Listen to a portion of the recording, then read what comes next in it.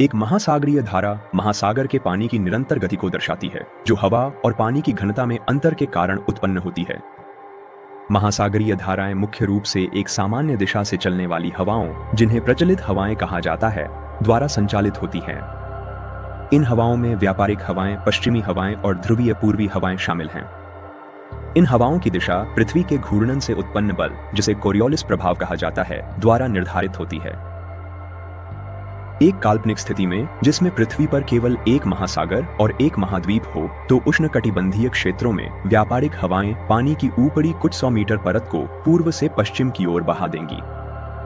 जब यह धारा महाद्वीप से टकराएगी तो यह विभाजित हो जाएगी। इसका एक भाग भूमध्य रेखा के साथ वापस बह जाएगा, जबकि शेष भाग अपनी दिशा बदलकर उत्तर पूर्व और दक्षिण पूर्व की ओर पश्चिमी हवाओं की ओर मुड़ जाएगा। यदि ये शाखाएं फिर से महाद्वीप तक पहुंचती हैं, तो वे एक बार फिर विभाजित हो जाएंगी। इन धाराओं में से कुछ वापस भूमध्य रेखा की ओर बहेंगी, जबकि अन्य अपनी दिशा बदलकर बहेंगी और ध्रुवीय पूर्वी हवाओं के प्रभाव के कारण पश्चिम की ओर मुड़ जाएंगी।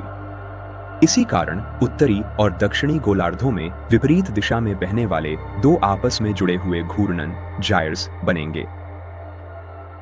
हालांकि महाद्वीपों का अनियमित आकार और स्थिति महासागरीय धाराओं के पैटर्न को बदल देते हैं। उदाहरण के लिए दक्षिणी गोलार्ध में दूसरी घूर्णन धारा जाइर पश्चिमी हवाओं के क्षेत्र में पृथ्वी के चारों ओर बिना किसी महाद्वीप के संपर्क में आए घूम सकती है। वे धाराएं जो भूमध्य रेखा से भौगोलिक ध्रुवों की ओर जाती हैं और अपने आसपास के पानी की तुलना में अधिक गर्म पानी ले जाती हैं, उन्हें गर्म महासागरीय धाराएं कहा जाता है। वे धाराएं जो भौगोलिक ध्रुवों से भूमध्य रेखा की ओर जाती हैं और अपने आसपास के पानी की तुलना में ठंडा पानी ले जाती हैं, उन्हें ठंडी महासागरीय धाराएं कहा जाता है। जल की धाराएं केवल क्षैतिज रूप से ही नहीं, बल्कि ऊर्ध्वाधर रूप से भी चलती हैं। एनिमेशन एक आदर्श महासागर की सतही और गहरे समुद्र की धाराओं को दिखाता है। ऊर्ध्वाधर गति तापमान और लवणता में अंतर के कारण होती है। भूमध्य रेखा के पास गर्म पानी वाष्पीकरण के कारण अधिक लवणता और घनत्व रखता है। उत्तर की ओर बढ़ते हुए पानी ठंडा हो जाता है, जबकि इसकी लवणता का स्तर स्थिर रहता है। चूंकि इसका घनत्व निचली जल परत की तुलना में अधिक होता है, सतही जल महासागर के बेसिन में डूब जाता है और भूमध्य रेखा की ओर वापस बहता है, जिससे एक ठंडी गहरी समुद्री धारा बनती है। यहाँ ठंडा जल ऊपर उठता है, जिससे यह चक्र पूरा होता है।